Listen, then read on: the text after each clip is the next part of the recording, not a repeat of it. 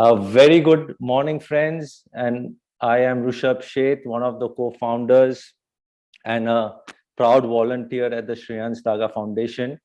I take immense pleasure in welcoming each one of you all to our 28-day workshop, Manifestation Decoded, the real secret behind the secret. And wow, what a no better day than to start today.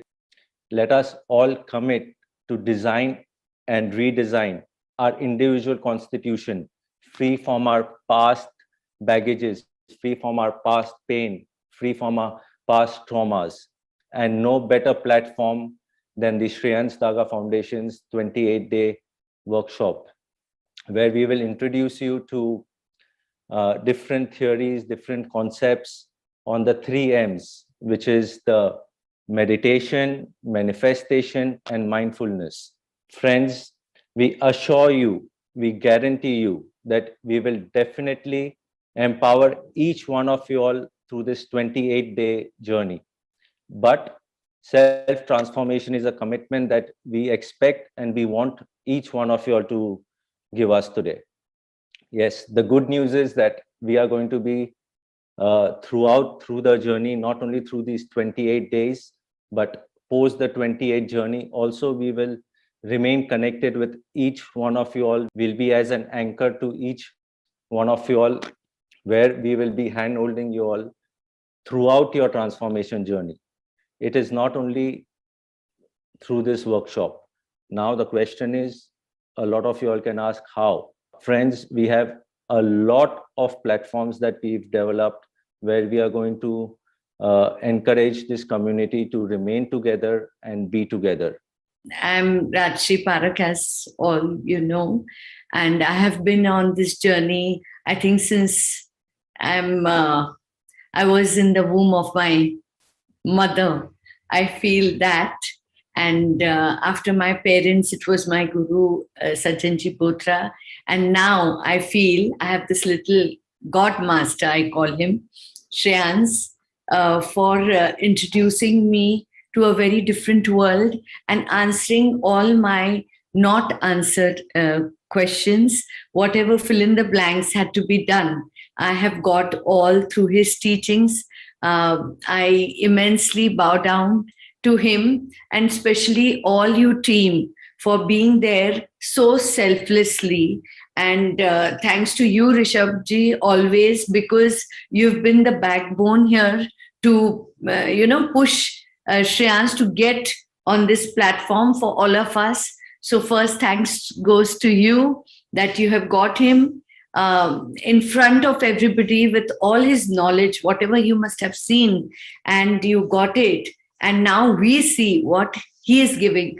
I have done the last mega session also, and I feel it's just terrific, and it's just meeting your soul. I mean, you have everything so transparent and so easy, so scientific. The music, everything has been created and curated so beautiful, and I feel immensely privileged that I'm on this group or this platform or this sharing or being in this whole group of yours.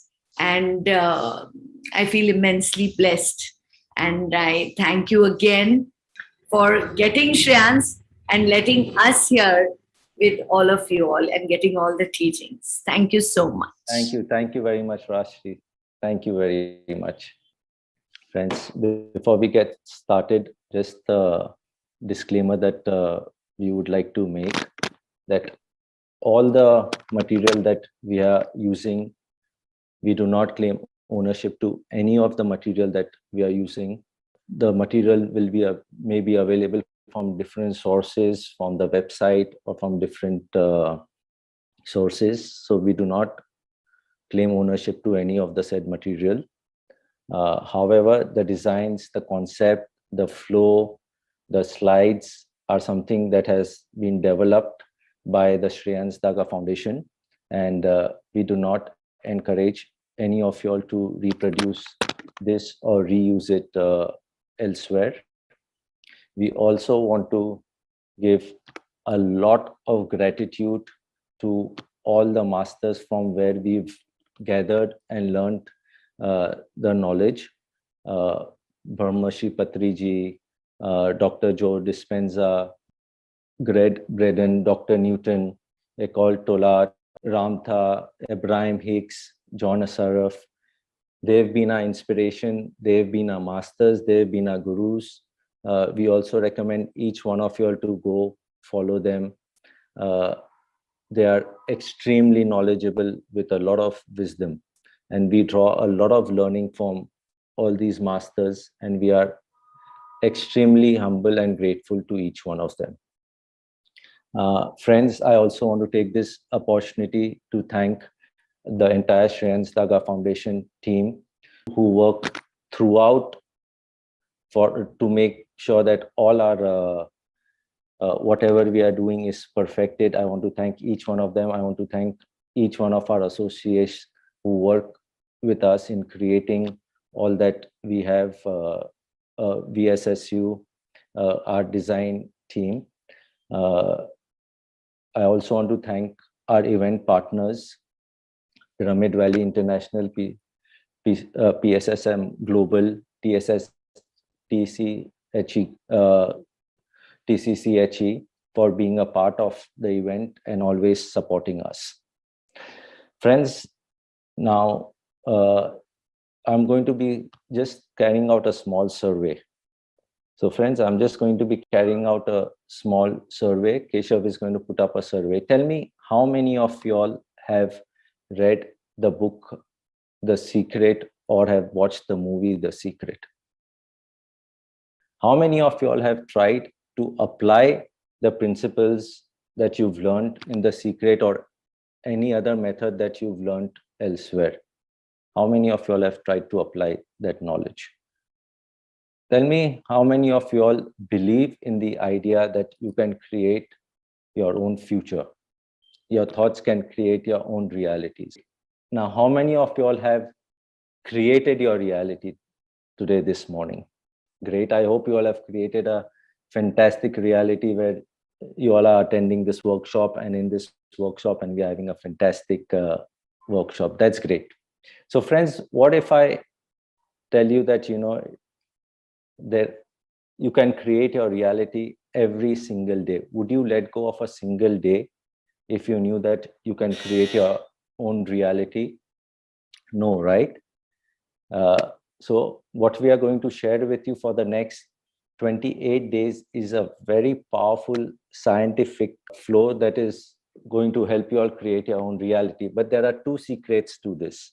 The first secret is in getting the information and the knowledge that is required to create this reality.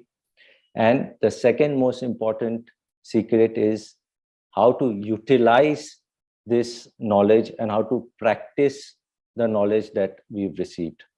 Most of us tend to believe, not only, including me, that there is a magic pill with the next book I'm going to read or the next seminar. The day I attend the Shreans Daga Foundation seminar, I feel, oh, wow, I've received a lot of knowledge and there is magic in it. But no, friends, all this magic, there is no magic.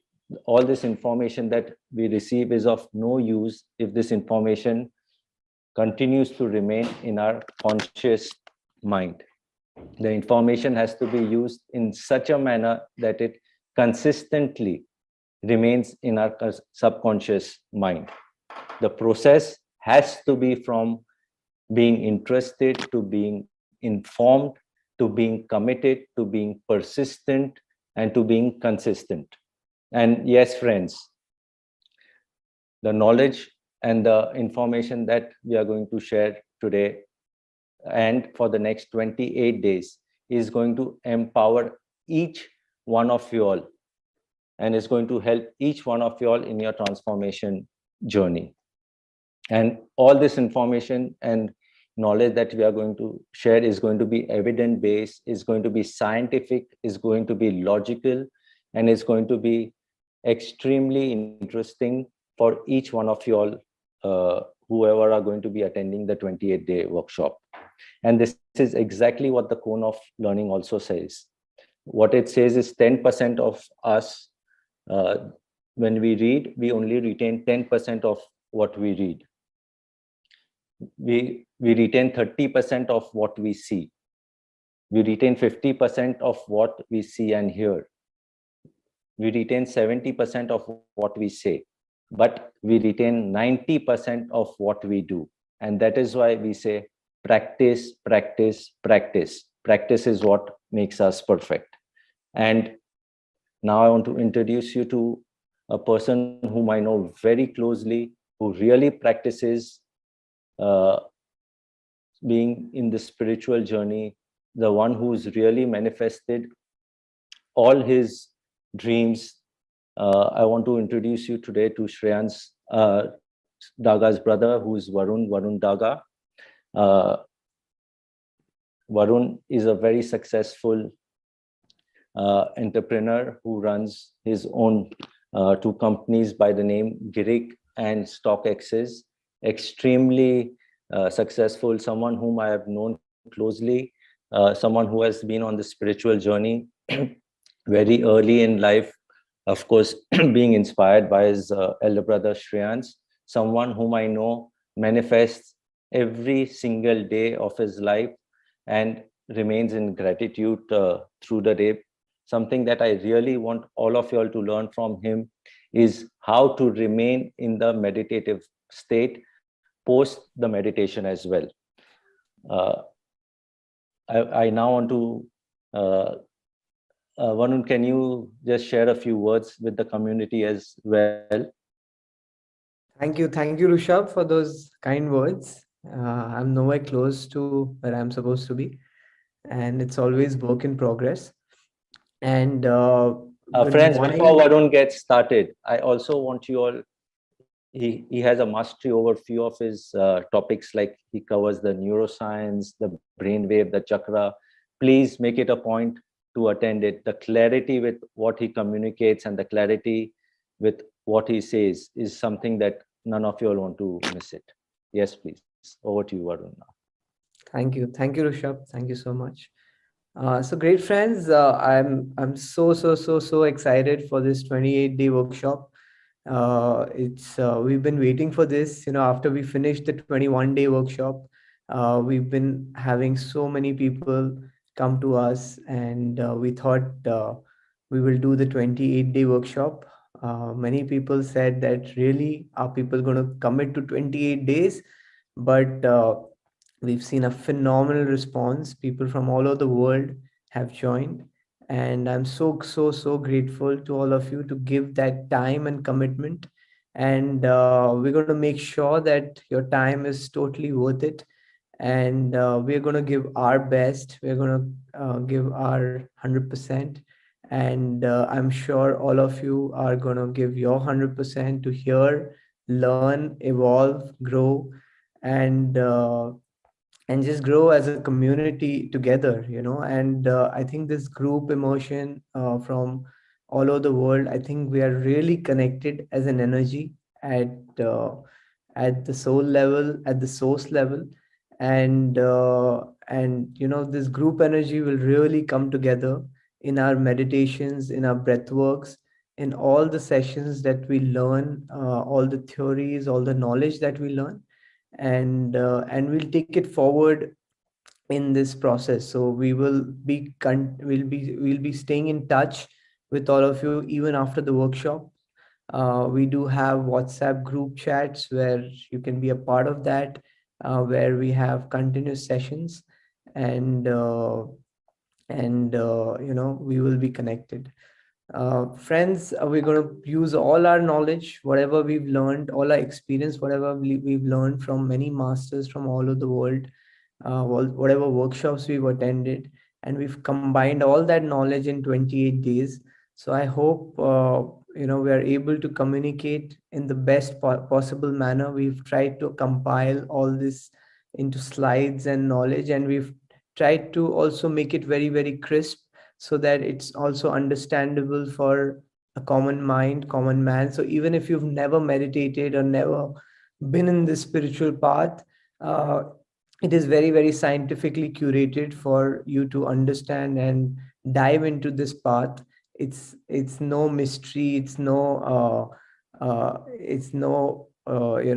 something which only you have to do after the age of 50, 60, 70.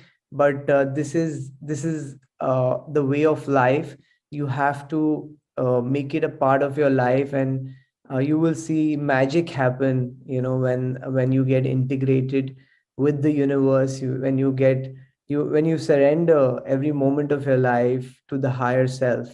And it's also amazing to connect to your higher self. So who you truly are, connect to your source energy. And with the knowledge and meditation, I'm sure you will experience all of that in this 28-day journey. So without wasting any time, I will hand it over to Rushabh. And I'm super excited. And thank you all of you for giving your commitment and time. Thank you, Varun. Thank you very much. Uh, and we are so excited to have you as one of the mentors. Friends, I will just take you all through the topics that we will be covering. Living in the memory of the past, breaking the habit of being yourself, your body, the miracle machine, transcendental breathwork ceremony, epigenetic and healing, again, uh, a topic that is a very popular topic to a lot. What are diseases? What you eat matters, what you speak matters, neuroscience, brainwave, and chakra, which will be taken up by Varun. Quantum physics, how thoughts become things. Again, quantum physics, where we will take you all through few experiments. Uh, how to be defined by the vision of the future, the art of creative visualization, 5 steps to manifestation. Again, one of the most important topics. Goal setting and mind movies, something that I recommend each one of you all to attend. A very powerful tool that we are going to be introducing or informing, for that matter. Self-talk, how to manifest your prayers. uh, Enlightened sleep, 7 unseen mirrors of relationship, type of energy thefts, non-violent communication, the 4 agreements of relationships, anatomy of ego and ego traits, 11 ego traits, transgeneration healing, again a very, very important topic, and something that can be done just by itself. Family constellation, soul evolution, and we will end on the 28th day with soul contracts and past life regression. So friends, as you see, we will be covering all these topics through the 28 through our 28-day journey. Also, a small bit of information: the workshop is going to be only in English, and we will not be having Hindi uh, any workshop in Hindi. Soon we are planning a Hindi workshop, but for these 28 days, English will be the primary language that we will be using. Now, friends, I take immense pride and pleasure in introducing to you Shreans Daga, someone who has introduced me to this fantastic journey of spiritualism, someone who has introduced many, many people on this journey of spiritualism, a very successful entrepreneur, spiritual enthusiastic. Shreans is not only active in his business, but also extremely spiritually active, along with even giving his social commitment, giving enough time for his social commitments, his friends, his family, all-rounder, someone who has truly manifested his life. Shreyans's journey started at a very young age, at the age of 20. at the age of 20, when people like us were still outside colleges, hanging around in the canteen. But Shreyans's journey started much earlier at an age of 20, where he was introduced to this world of spiritualism by his guru, Patriji. Post that, he has traveled and attended various masters, and he has gained so much learning from all these masters, where along with every experience, he went into a self-learning mode, where he meditated, he learned the art, he experimented, he learned out of it, he gained a lot out of it, and he tried to put in all his learning into a very scientific way. And before 3 to 4 years, he felt with all his experience and all his learning, he wanted to now give back more to the entire community and to form a community of his own. And so he launched Shreans Daga Foundation, where he's now sharing all his experiences and learning that he has gained from all these masters. Not only the Shreans Daga Foundation, Shreyans is also the vice president of the Pyramid Valley. Pyramid Valley is one of the biggest meditative pyramids in the world in Bangalore, and a fantastic powerhouse. If for people who don't know about it, please look up, please go to the Pyramid Valley, Bangalore. Make it a point to go and meditate in the pyramid. It is one of the most powerful centers there. Shreyans, along with Patri sir, started his journey when he was 22 in making this pyramid, and it's one of the most, it is not only a powerful destination, it is almost like a beautiful resort that you want to go there and spend a lot of time with. Shreyans, apart from this, is also a part of the EO Foundation and the YPO chapter in India.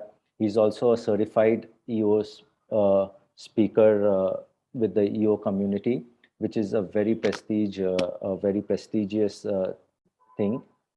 What more? Actually, if someone has to talk about Shreyans, we can go on and on speaking about Shreyans, the number of people whom he's empowered, impacted, the kind of work he does, fantastic.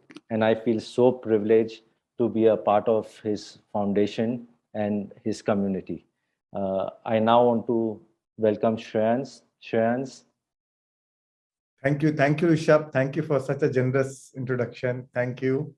Rishabh, before I start, and friends, I have Navkirat Sodhi. She's a poet and a writer and author, and she wrote an amazing book on Rumi and on Gandhi. So I just invite her to speak few words. So it is an honor that she's here. Welcome, Navkirat. Hi, good morning. Hi, good morning. So I just wanted to, first of all, thank you for offering me this space. And I just want to welcome everyone to a brand new day of a brand new life. And, after attending the 21-day master course, I can just vouch without any hesitation that this is going to change your life.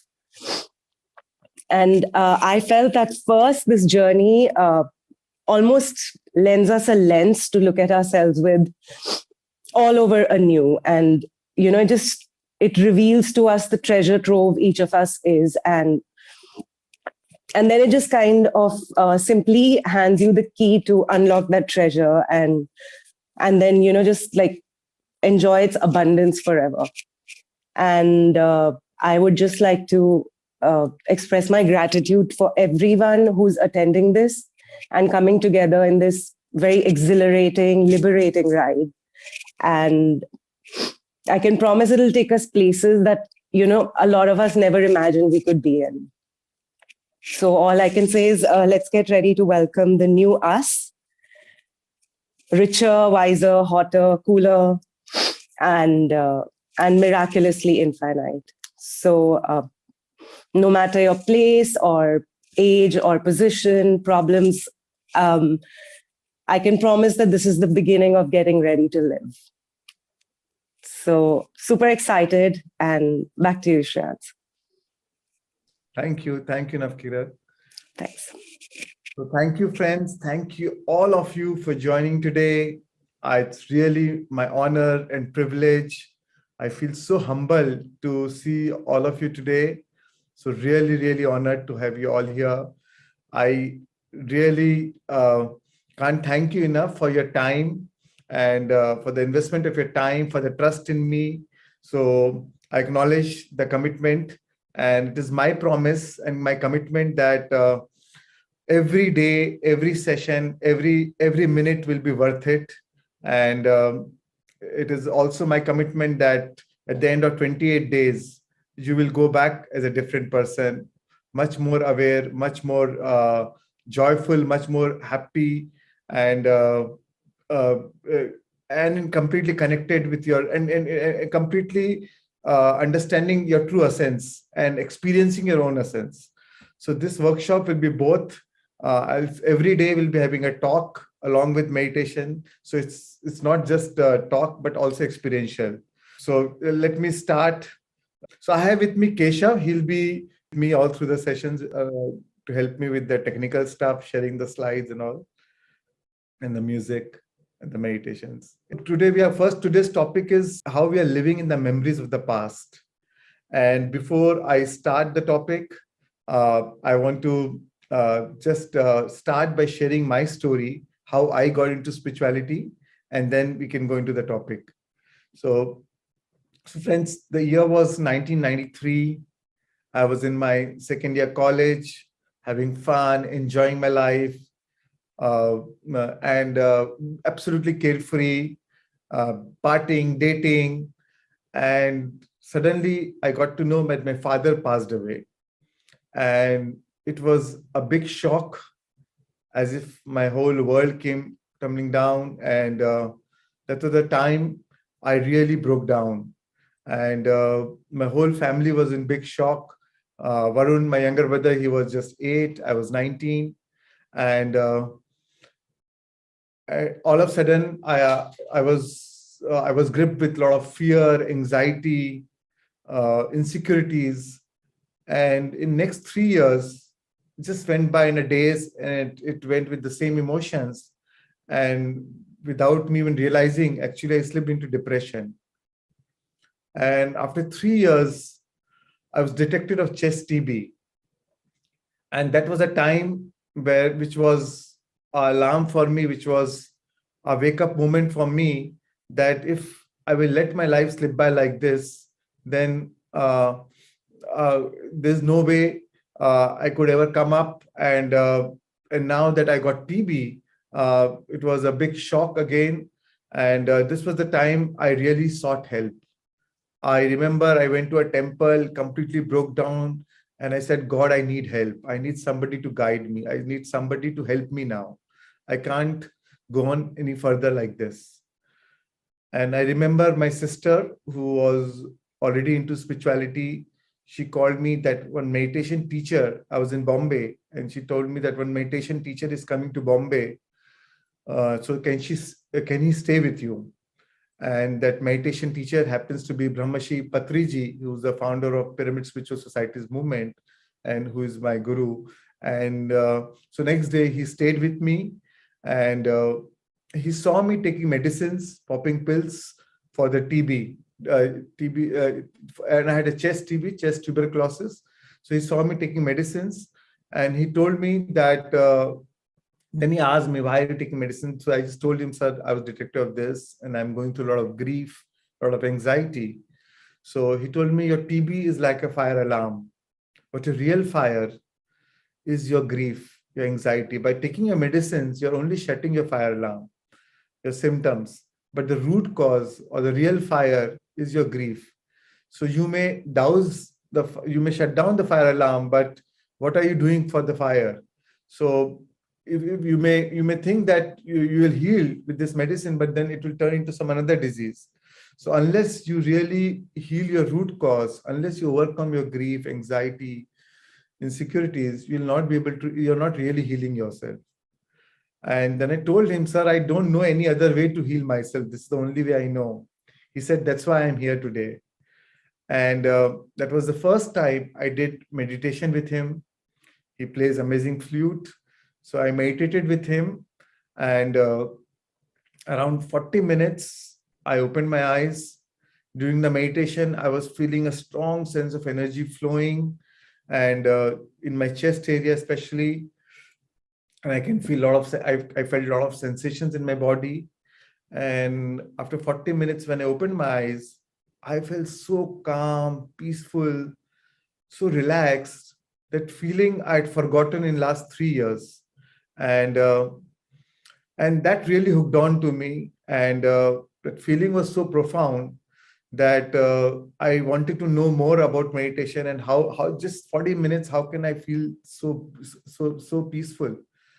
And then he told me that if you meditate for next 40 days, then you can completely heal yourself without any medicines. You don't need to take any medicines, and you'll be out of your grief, your fear, anxieties, all the survival-based emotions, or your suppressed emotions, and eventually you'll be healing yourself physically too. So because of that 40 minutes meditation, after that feeling was so profound, I gave him a commitment that, okay, sir, I won't take any medicines. I'll give my best shot to meditation. And that's how my meditation journey started.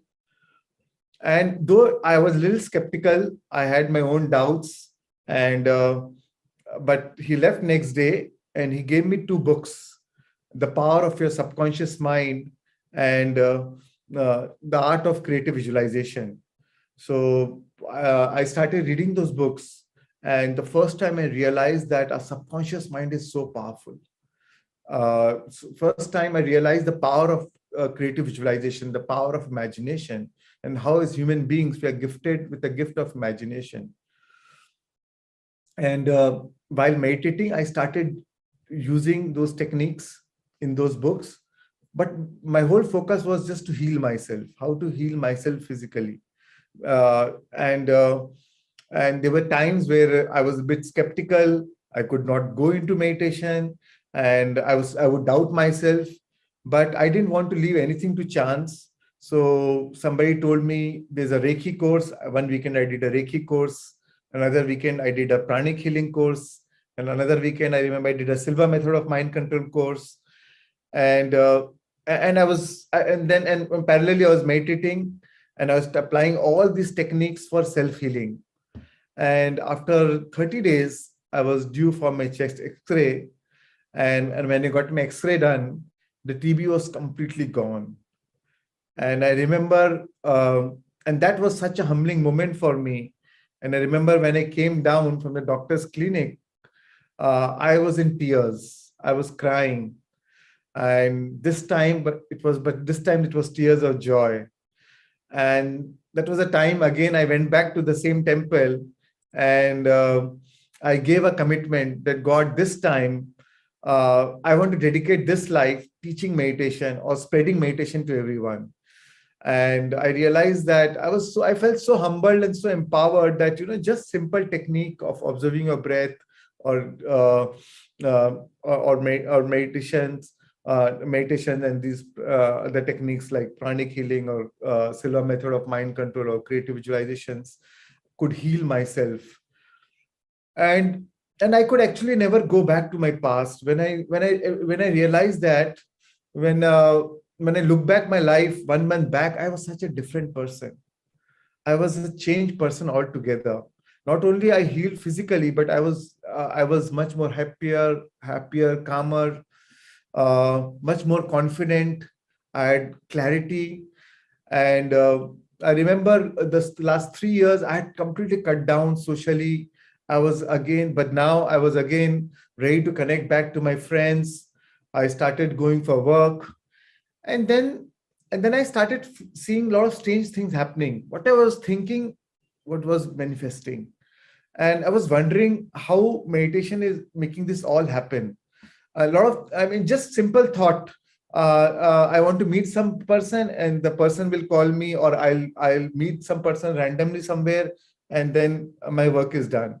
So random things started happening, and I was wondering how am I attracting these things into my life, and why it is, and with such effort, without any effort.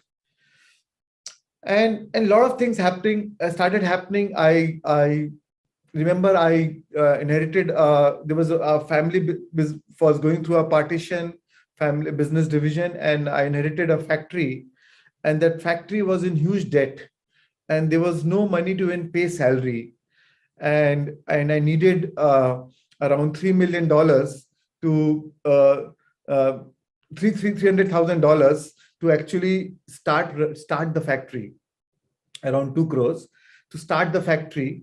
And then there was no money, and no money even to pay salaries.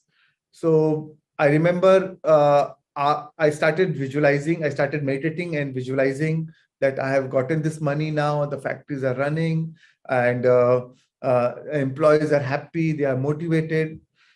And after a week, I went to meet a buyer in Delhi, and I told him that I can commit my production for next 2 months, but I need some advance. And without me telling him any amount, he gave me the exact amount which I was visualizing, $300,000 or 2 crores in Indian rupees. So, and that was again like that aha moment, you know, how visualization is working and how exactly I manifested the same amount. And like this, I started practicing all these techniques in my work, in my business, in my relationships. But a lot of times I realized that I was not able to manifest what I want, and especially in my relationship. I was trying too hard, but still the few of my relationships were not working. And I thought that if meditation is a science, if creative visualization or manifestation is a science, then it should be repeatable. Why few things I was able to manifest so effortlessly, and few things, in spite of trying so hard, I'm not able to manifest. And that started my quest to know what is the real science of manifestation. How does this law of attraction really work? What is why am I feeling now so relaxed or calm or peaceful? How does it happen in my how does it happen biologically or chemically? So that started my search, and I found a lot of my answers in quantum physics. I studied neuroscience, brainwaves, chakras, epigenetics, psychoimmunology, neurochemistry, how every thought produces a corresponding chemicals, and how every chemical leads us to a different feelings. I studied all this, and then and that is how I got all my answers. And in the next 2 decades, I learned and learned and learned while I was practicing. And just 3 years back, with encouragement of Rishabh, I decided to now start teaching. So friends, I'm really honored to bring this workshop together along with Rishabh and Varun and everyone to you. And so in whatever I've learned in decades, I'm going to share with you in this next 28 days. So what I'm doing is I've compiled all this knowledge, all this information which I've learned from so many masters, and into a very structured scientific format, which is easy for you to understand and follow, and along with meditation, so that it just does not remain knowledge but also an experience. Having said that, I am also a work in progress. I am also a seeker, just like all of you.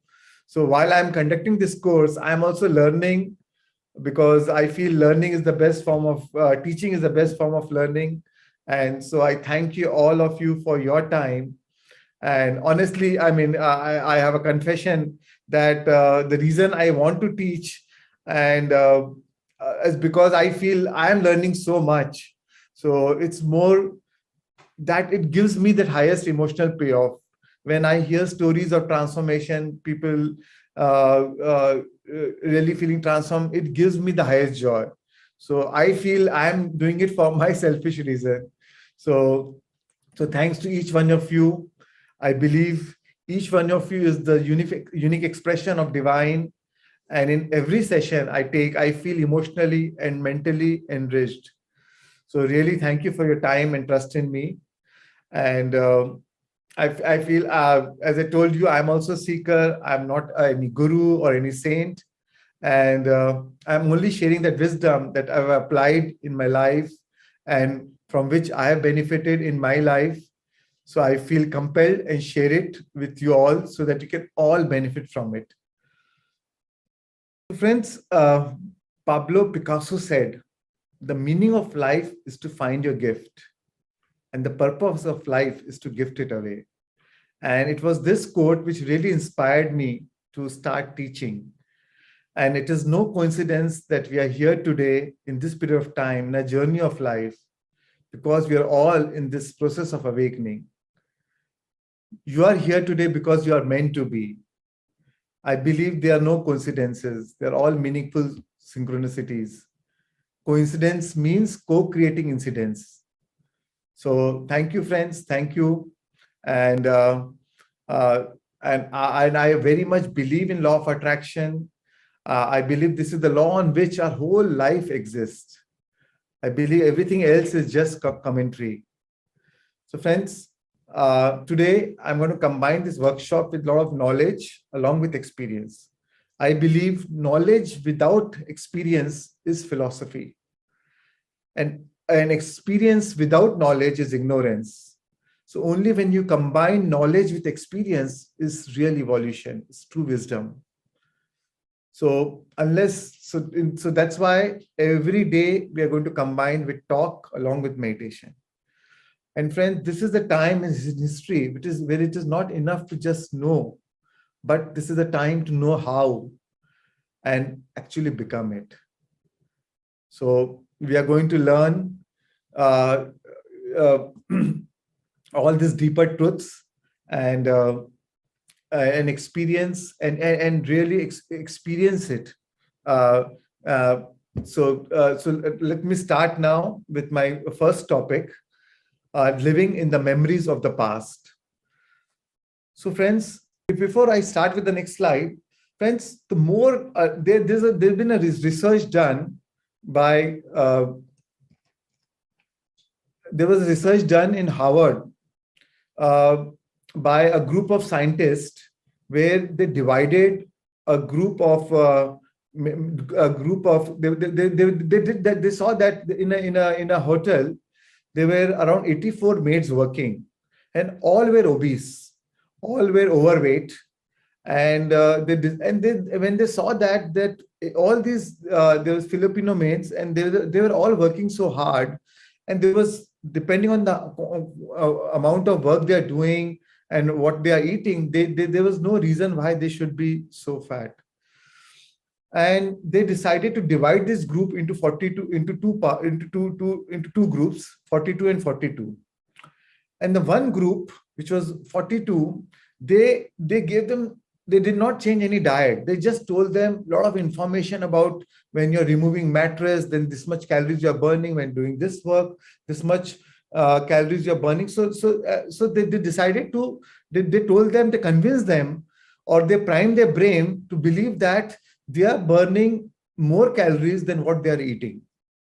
And the other group, they didn't tell them, they didn't address them at all. By the end of 40 days, by the end of 4 weeks, when they compared the weight of both the groups, the one group whom they were explaining about the science of how much they're losing the weight, how much calories they are burning, they on an average, they all lost 2 pounds. And the other group did not lose any. So the friends, the more knowledge we have, the more we are prepared for the experience. And that's why knowledge is so important. And once we combine knowledge with experience, we get better results. And so that's why I believe that that's why in this 28-day workshop we're going to give a lot of knowledge, a lot of understanding, so that there is no mystery to spirituality. There's no mystery to your, there's no mystery to your mystical nature. You know it and you experience it.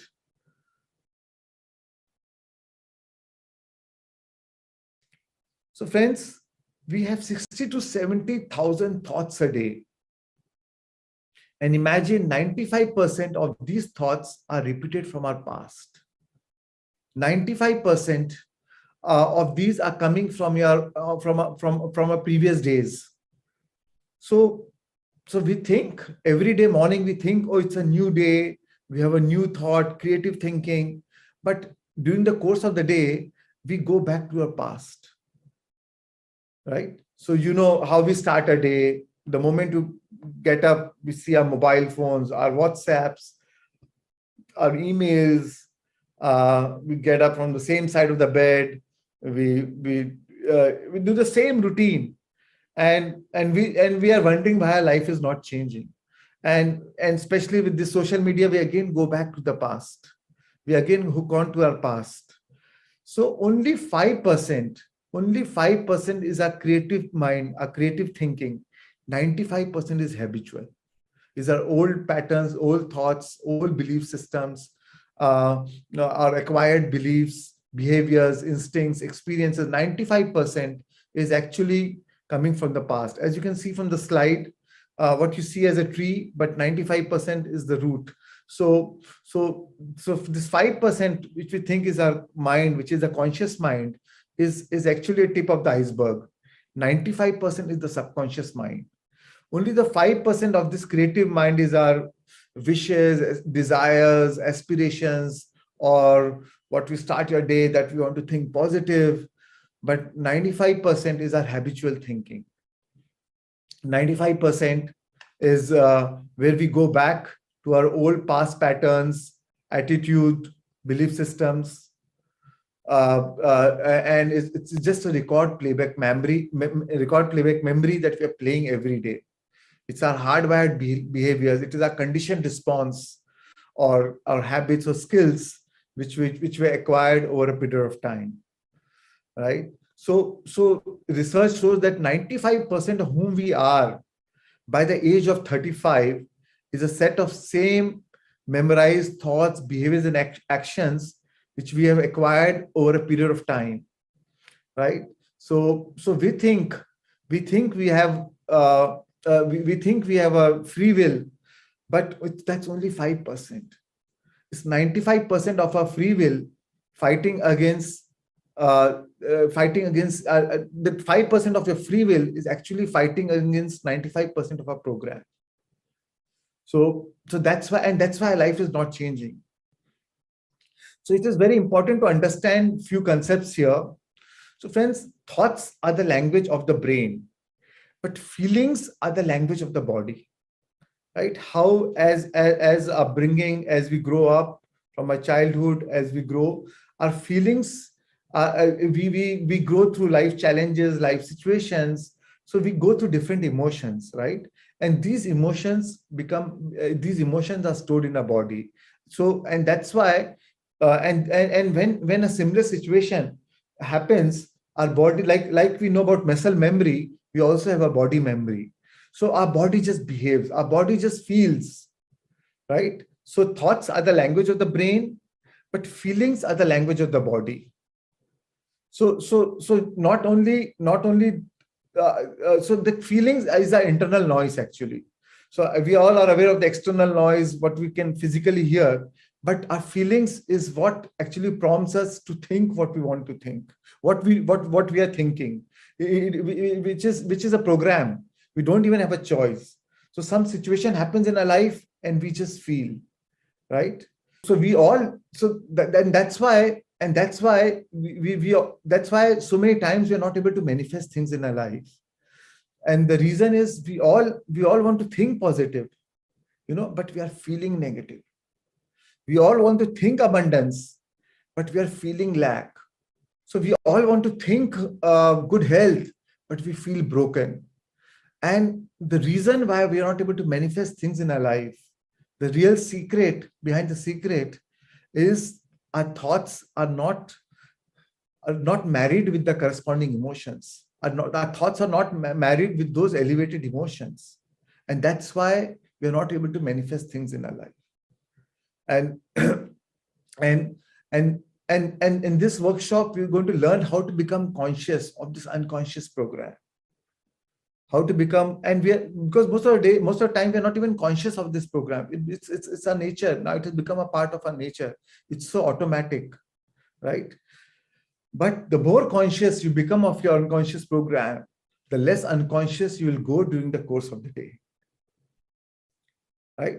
So that's why, and then you're going to make a choice from your free will, from your positive thinking, from your dreams, from your desires, from your aspirations. But most of the time, it is always this 5% free will fighting this 95% program. And when there's a fight, most of the time, the free will loses, is the program which takes over. The persistence and the willpower muscles get tired and you go back to your old patterns. It's like a yo-yo syndrome, You want to think positive, but you're feeling negative, right? So let's do one exercise. I want you to all raise your hands and keep your hands like this. Yes.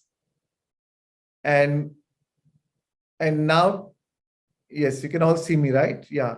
Keep your hands like this and take it to your chin.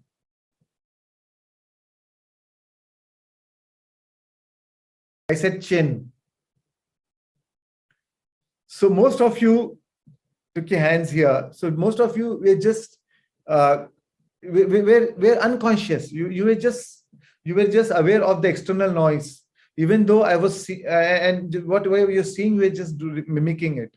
So even though I said chin, but most of you took it there. So this is how we live our life. We think we have a control over our thoughts. We are very aware, but actually we are not aware. We are unconsciously living.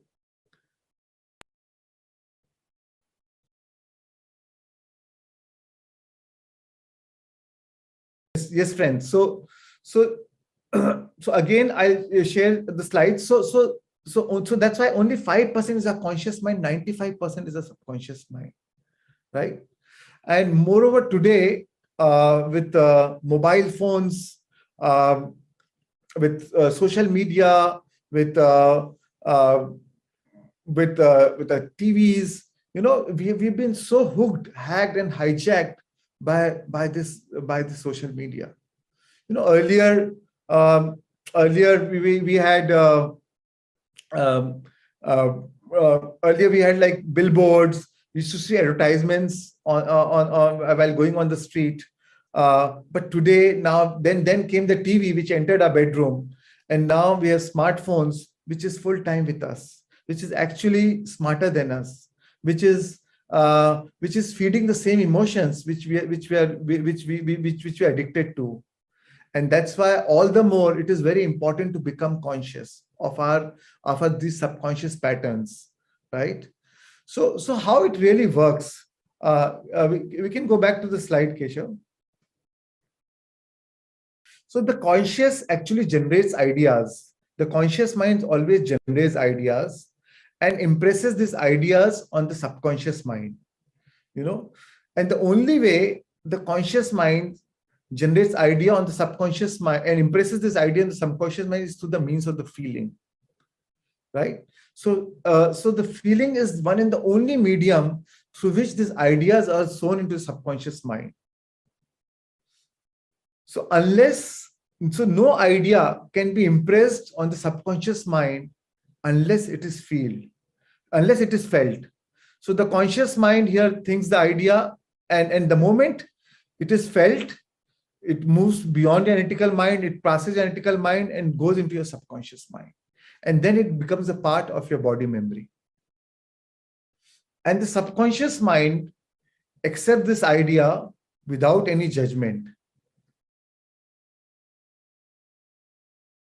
So the subconscious mind accepts idea without any judgment, be it good or bad. The subconscious mind is indifferent and accepts this as truth. So the conscious mind, the conscious mind is personal and selective, but the subconscious mind is impersonal and non-selective.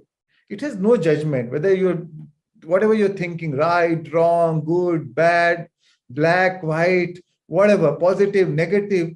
The subconscious mind, the moment it is felt, the subconscious mind believes it to be true, and it will store it. The conscious mind is like a male, and the subconscious mind is like a female. It's like a Shiva and Shakti. So the subconscious is actually the womb of creation. So once the subconscious is impregnated with the idea, it gives form and expression to them. Our whole vast world is that consciousness objectified. So what is impressed shall be expressed in your life. Whatever is impressed in your subconscious mind shall be expressed in your life. So that's why your subconscious mind is like a fertile land, right? That's why they say you reap what you sow. So whatever you have sown into your subconscious mind, you'll reap it in your life. The whole world is just a mirror. It's a reflection of what you have sown in your subconscious mind, and it's only a mirror. So the subconscious mind is a realm of cause, and a 3D reality, the outside world, is the effect. So that's why, friends, whatever we feel is what we manifest in our life. Feeling a state produces that state. So that's why it is said, life is not happening to you. Life is happening from you. So you create your own reality. Everything is happening from you. So let me share the next slide. So let me now show you how this law of attraction really works. How we manifest things in our life, how we draw events in our life. So friends,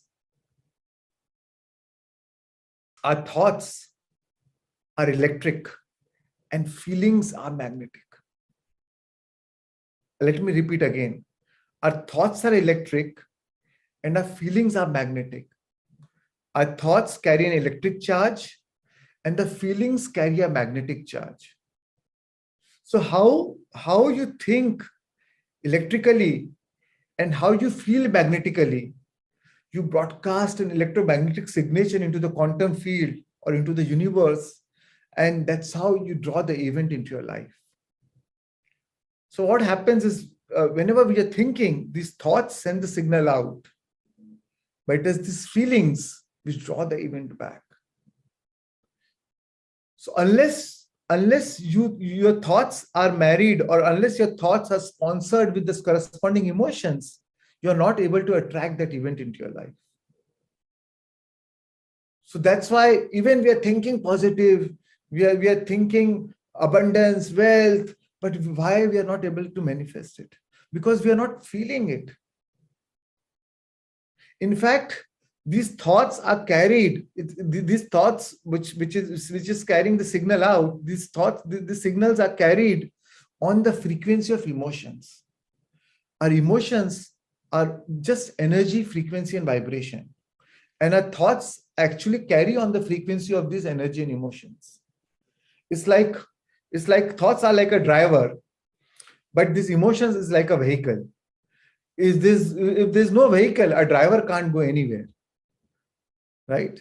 So this emotions is like a vehicle, or this is what these emotions is what fuels your thought, which gives life and expression to your thoughts, which gives wings to your thoughts, and then only your thoughts can travel anywhere. So that's why the whole secret behind the secret or the manifestation is to understand, to how to learn how to transform your emotions, how to learn how to transform your feelings. So your feelings are equal to prayer. Whatever is your feeling, that's what you're praying for. What you feel about is what you bring about in your life. Right? That's why feeling a state produces that state. And the reason our life is buffering because of feelings are yet to catch up with our thoughts. Sorry, sometimes I forget to stop the slide.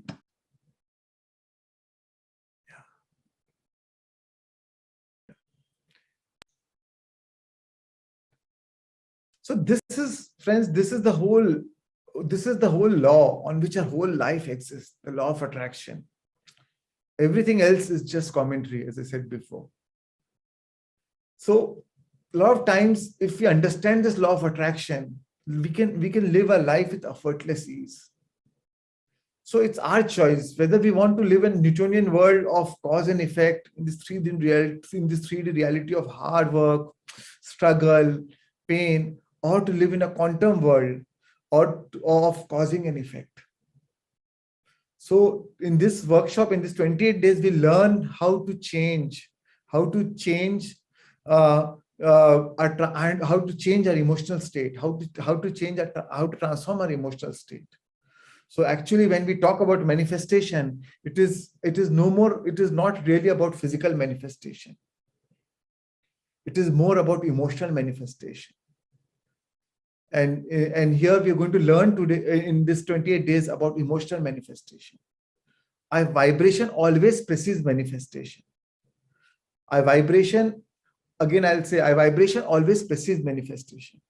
Physical manifestation is actually a byproduct or a side effect of emotional manifestation. If you learn how to emotionally manifest, actually our job is done. But our challenge is, most of the time, it is the outside condition which determines our emotion, right? If the condition is good outside, then we feel happy, we are joyful. If we are going through any challenges or any traumatic event, we are going through that pain or trauma or anger or suffering or hurt, guilt or shame. So outside condition is actually determining our emotions inside. And in this workshop, you're going to learn how to reverse this, how to transform your emotions so that the outside condition changes. Rather than living a life of cause and effect, we learn that how we can be causing an effect, how we would be causing an effect, right? So friends, let me share with you the next slide.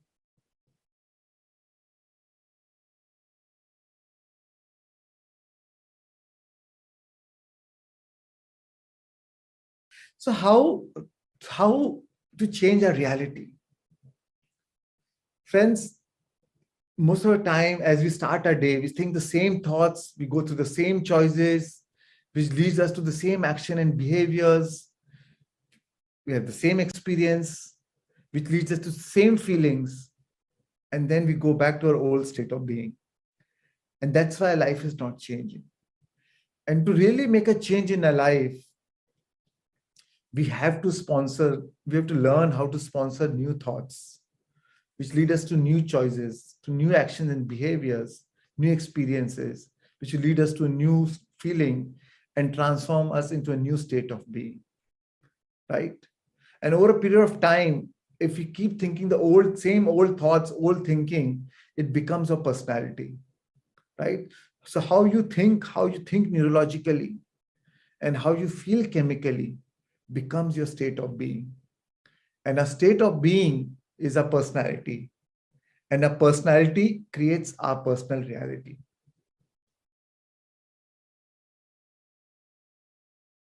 This is how we live our life. Everything just starts with in our life, everything just starts with a mood. You know, something happens, oh, my girlfriend left me, so I am in a bad mood, right? Now, 10 days later also, oh, I am in a bad mood. Why? Because my girlfriend left me 10 days back. I am so angry. I am so hurt. After 6 months, oh, I am depressed. You know, so what started as a mood, which was for a few hours and days, turned it into a temperament. Weeks, which turned the same mood which we carried on for weeks and months, turned into a temperament. Now, the same temperament, if it carries on for a few more months, into few years, which becomes your state of being. It becomes your personality trait, right? Now, even after 6 years, my girlfriend left me 6 years back, but I'm still bitter. I can't trust anyone. I don't trust women in my life. So we form our judgments, we form our opinions, we form our belief systems. Our belief is nothing but our most practiced thoughts. So the thoughts which you have practiced again and again has become a personality trait. It becomes a belief system, right? And now it becomes a personality trait. And actually the research shows that 50 and after a few years, we even though the event has happened 15 years back or 20 years back, we still repeat those stories because we need that chemical addiction. Because every emotion, every time you think about that negative event from the past, your body releases or produces the same chemical as when it happened actually. Because your body does not know, your brain does not know that we are thinking experience or whether actually it is happening. That means you relive the experience simply because you haven't let it go. So we have to learn how to stop turning our mental and emotional television to watch the same program over and over again, right? Because what happens is we as personalities memorize our emotional reactions and actually literally live in the past. And the end result of any experience is an emotion, right? Any experience, the end result is an emotion.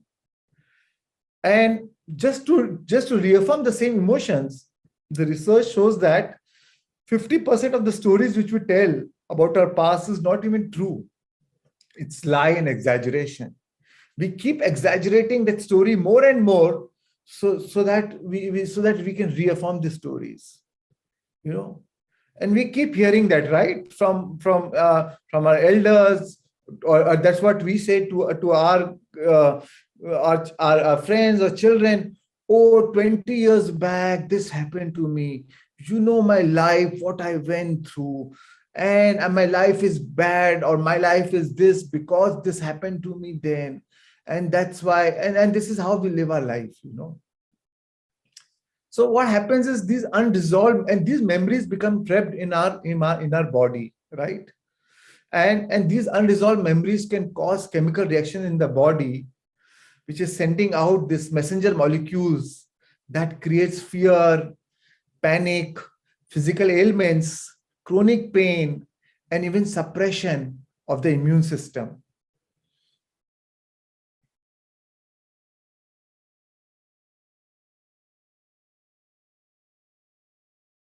And suppression of the immune system.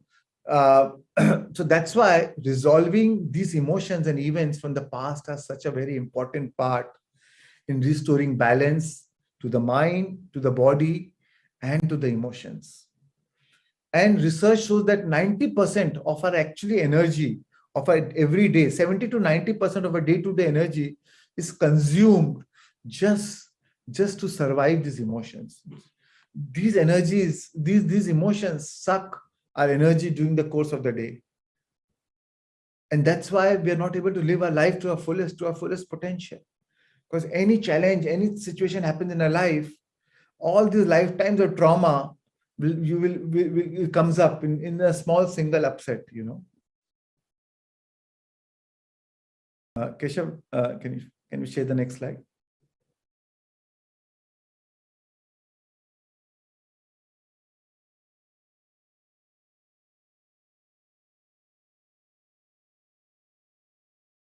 So how you think, act.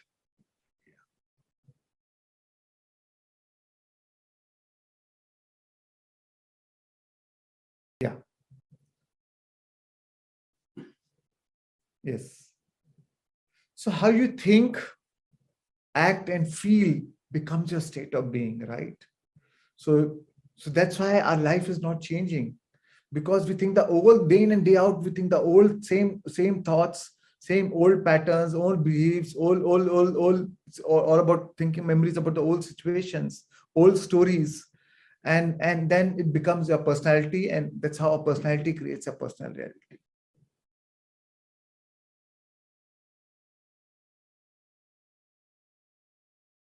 How this whole body chemistry works. So every time you think about a thought, our body produces a chemical. With every thought, our brain releases a chemical, right? So these chemicals are messenger molecules, which is transported by a brain to our body. And the moment the body receives these chemicals, our body feels. So first we have a thought, and then the brain releases this chemical, and then our body feels, right? So this so the way so then you feel the way you think, right? So whatever you're thinking, you started feeling it now. Now over a period of time, when you are thinking the same thoughts again and again, now our body becomes addicted to those feelings. Our body becomes addicted to those chemicals. And now whenever the body is not getting those chemicals, it craves for those chemicals. Now because it is the addiction of the body, right? So now when the body craves for those chemicals, so then the body naturally starts feeling it. If there's no reason to feel it, it will go back to our past and then start feeling it, right? And when you feel it, then the brain receives the craving of the body signals the mind, and it provokes the mind to produce the same thought, so that the thought, so it sends the brain, so the body sends the chemical, the signals to the brain to produce the same thought, and the brain responds by thinking corresponding to your emotions, to your feelings, and then the brain thinks corresponding to your emotions, right? And so that it produces the same chemicals, and now when the chemicals are produced, the body feels comfortable. So what happens over a period of time, our feelings have become the means of a thinking, and our feelings is an automatic process, right? It is a part of our subconscious mind now, which is represented by our body, right? Our conscious mind is represented by our brain, and our subconscious mind is represented by our body, and our body feels, and now the feelings have become the means of thinking, right? So whatever our body feels, we think equal to our emotional state. So the emotions are the record of the past. Our emotions are actually the record of the past, and now you're also analyzing it in the box of the past. Any situation happen in our life, we see the situation from the box of our past emotions, from the past experience. We analyze every situation from the lens of our past, right? So this cycle of thinking and feeling and thinking turns into a state of being, and it turns into a habit, right? And what is habit? Our habit is a redundant set of automatic unconscious thoughts, behaviors, and actions. Our habit is something that you have done so many times that your body now knows better than your mind. In fact, your body is on autopilot. It is on a default mode, right? So you think the same thoughts, which produces the same chemicals, helps you to feel the same feelings, which signal the same genes, again, which provokes the same thoughts. So we are in a loop. So we're in the loop of this thinking and feeling. And so that's why our life is not changing. Actually, we are chained to our past. So friends, it is our choice whether we can be a host to our future or hostage to our past.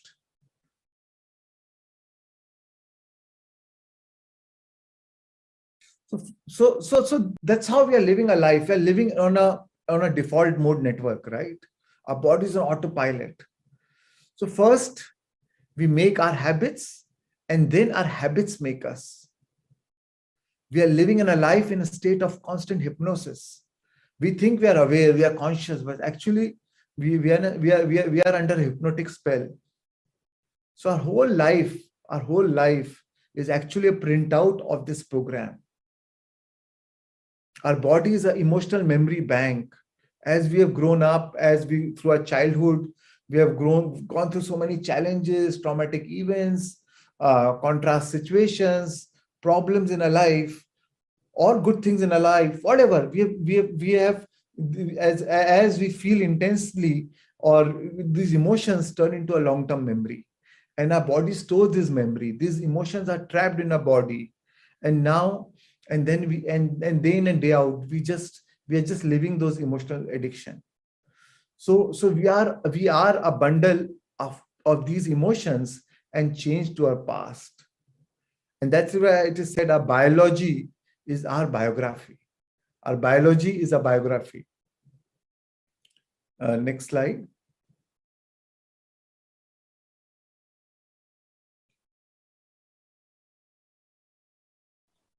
Shreans, if you can inform the community by when we plan to Next end that. 4 minutes.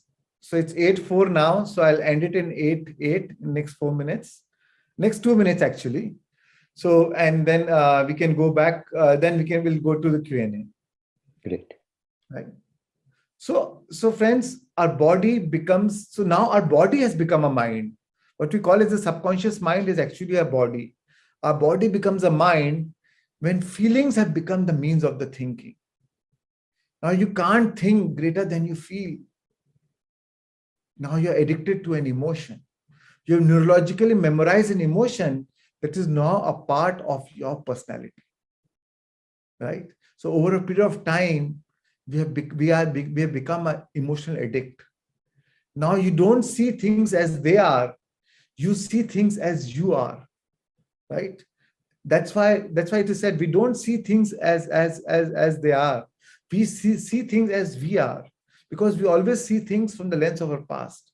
So the same event, the same situation, everybody have a different perception, and this perception is defined from their past, from their memory bank, from their experiences of events of their life, right?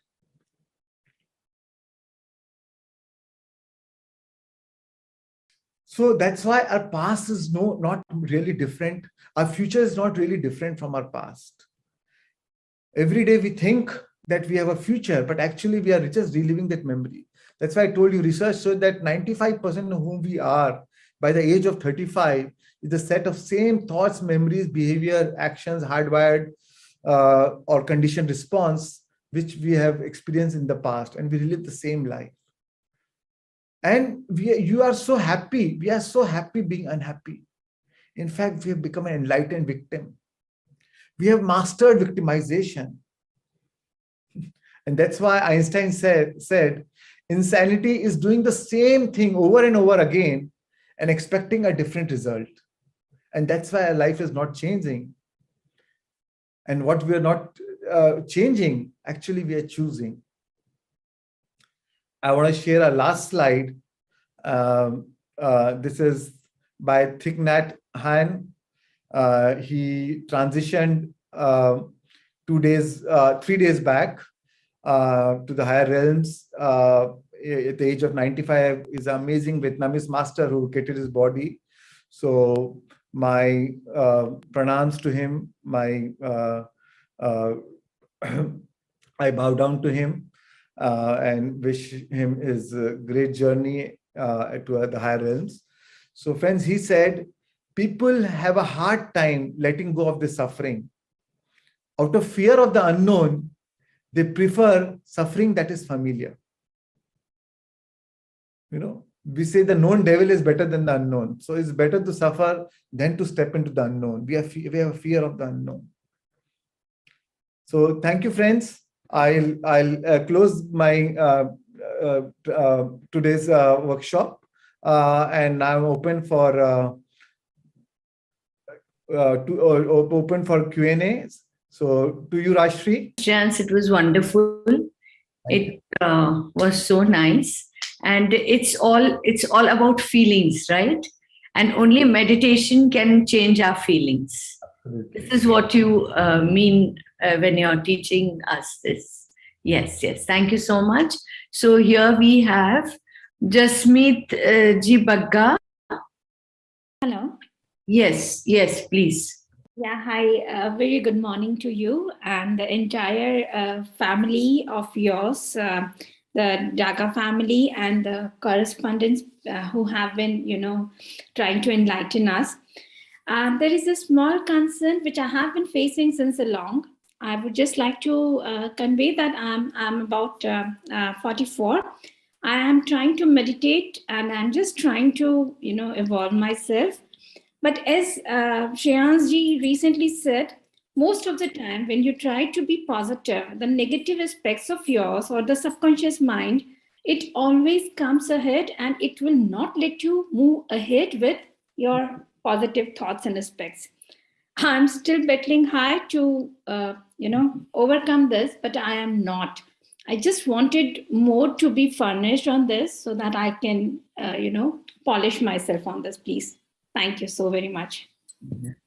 Yeah, Jasmeet, that's a very common predicament we all face, and we all, as I said, we have become an emotional addict, and so this is what we are going to do, right? These 28 days, we are going to learn through quantum physics, neuroscience, epigenetics, everything. We are going to develop new neural pathways, and with everyday practice of meditation, we are going to transform our emotional state, and that's why 28 days, so that it becomes habitual, that becomes your natural state of being. And in these 28 days, I don't want you to just about this, it's not just about this 2.5-hour workshop. That's why I want you to be aware, whatever we learned today, be aware, be conscious of your thoughts, emotions during the course of the day. The more conscious you become of your unconscious patterns, the very act of becoming conscious of your unconscious patterns will lower the volume, or those unconscious patterns will lose its intensity. It's like when you're observing from the outside, the moment you're observing from outside, now you're separated from those thoughts or from those emotions. But as long as you feel one with that, you identify with it, you will affirm it more and more. So that's why enlightenment, Carl Jung said, enlightenment is not about imagining fears of light, but it is about making our unconscious conscious. So let's learn to be aware during the course of the day, and I promise you, by the end of 28 days, you will learn how to overcome the addictive patterns of your emotions, of your previous thoughts, and create more consciously. Thank you so very much, and I'm certainly getting so much of positive energy since 6 a.m. today morning, and I'm looking forward for another these days, and I'm sure I'll come out of this. I even tried Vipassana. I even tried many other aspects, and I am trying to, get involved more into this. Certainly, this manifestation gratitude I have recently started maybe a month back, and I believe that manifestation has, fascinated and created this world of yours. And I'm now into this journey along with you, following you, and I'm sure I'll come out of this. Thank you so very much for this, all these services, and I'm sure God is blessing you and will bless you more. Thank you so much. Thank you. So it's not about just this meditation which we did now, but it's about the more conscious. Being conscious during the day is about it's about little meditations that you do every day throughout the day. So and as we progress, we're going to learn more and more how to be more conscious throughout the day. And as a part of human experience, as you rightly said, it is we all get stressed, we all get all those old emotions comes up, and we feel we have no control. But but let's honor it. It's a part of human experience. But that's what we are here for. But at the same time, we have a power to transform ourselves, right? It's okay to be stressed, but it's not okay to stay stressed. Right, so it's the idea is how to reduce the refractory period, how to not let that mood turn into a temperament or into your personality or your state of being. So how to reduce that cycle, right? It's not about, oh, you'll never feel stressed, or I should never feel stressed. It's fine. Something happens, it's fine. We are humans. But the idea is, how do we break that chain of pain and not prolong it further? Yeah. We have Kavita Ji Bovlekar. Please unmute yourself. Hello, good morning. Yeah, good morning, Kavita. Please. Good morning. Sir, I am doing meditation by using your video, that is Satchit Anand. I am following that your video, but my question is that what should I do about my thoughts while meditating? The idea is to, if it is guided, just follow the guidance, or the idea is to just observe the breath and empty your mind. And your breath is a hook. You can use breath as your hook to make your mind empty. And that's what Buddha taught, right? So a breath is if you're observing a breath, we will not be thinking. So we can't think at the same time, observe a breath at the same time. So either we are thinking or we are observing the breath. And that's why we use breath as a powerful hook to empty our mind. Yeah, but sometimes no, it's fine. I mean, we know, the thoughts will still come up, it will still surface. But again, you remind yourself, oh no, I have to go back. It's like, yeah, same thing is happening, right? Some instrument, if you're playing for the first time, you really can't play it, right? The tone won't be harmonious. But with more practice, you learn that instrument. And so it's similarly with meditation. It's just about practice. Okay. Thank you, sir. Thank you very much. Thank you. Anilji Sharma. Yeah. Good morning. I'm Anil Sharma from Jamshedpur. The thing is, just when I saw your video on YouTube, just after that, I really want to meet you in this session, and I want to join this session. So one of my sir is given that link to I joined here. So thank you for this session. And I have a questions like when I'm doing meditations and want to do manifestation, so I'm not able to concentrate over there. So again, I mean, it's just about practice. So and that's why we are doing this 28 days, so that you get into that practice. So it becomes your routine. It becomes your hardwired pattern. They say the nerve cells that fire together wire together. So we're going to do it. That's why we're doing 28 days, so that it becomes wired in your brain. There's something called neuroplasticity, where you develop new neurosynaptic connections in your brain, and now that becomes a natural state. So we are going to get there. Don't worry. Ravindranji, can you please unmute? My question is, I am doing meditation both in the morning and the evening. During the meditation, I don't know whether I am a detouring or I am a visualization. There is a confusion. For example, during the manifestation, I set a broad categories in abundance. So just to quote an example, don't catch the word. I wanted to manifest as a powerful person. I on and off my during the detouring, I'm like attending instructing the IAS officers and some form of this and that, some meeting. I am giving the instructions to them, you do this, do that. But I am not feeling as if I am empowered in the heart. There is no, it is in the brain it is happening, and right. Detouring it is happening, but it is not happening in the emotion level. The same thing when Chandraji, what he was starting in heart coherence in the beginning, that emotion is not coming to the heart. You also taught me about heart coherence, that is not coming to my heart. Feeling in the sense that I am standstill, undisturbed water like. Suppose today my life is, suppose if something is happening in a meditation, if I say I get 10 crore rupees, don't capture that words.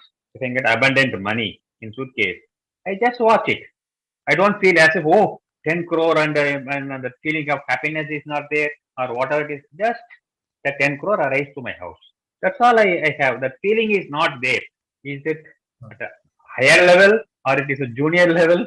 I just want to know what is that. No, it's not about level. It's just about, as human beings, it's very common not to experience, not to feel it in the beginning. But then over a period of time, it's a practice. And that's why we have a specific technique We have used a lot of music, a certain using harmonics, different frequencies of the music to activate your heart. And we are going to do different techniques: brain coherence, heart coherence, then creative visualization, and so that eventually the feeling comes. And so that when you get up after meditation, you get up as a new person, because the feelings are transformed. You feel more love, joy, happiness, and that's going to be that's going to happen now. So just have a little patience, and I promise you by the end of 28 days, you will say, before my thought comes, my feeling comes. It will happen. So no worries.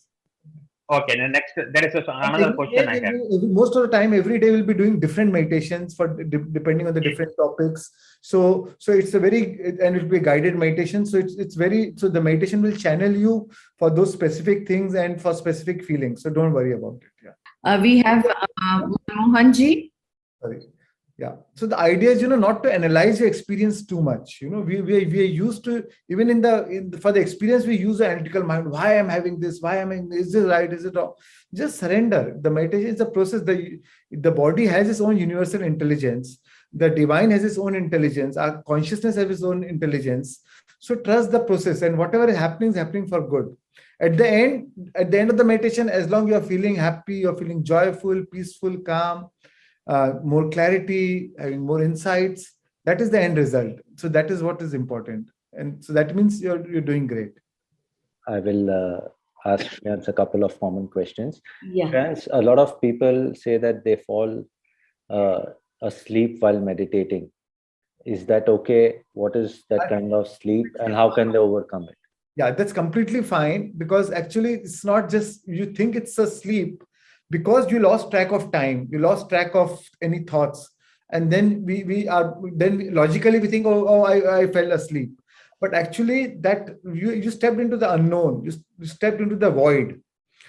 But the gap between the thoughts is a very, very powerful state, and that is the frequency of the God. You tune into the frequency of the God, and that is where you connect to the quantum field, to the infinite intelligence, and that's how you draw meaningful synchronicities and serendipities and meaningful coincidences into your life.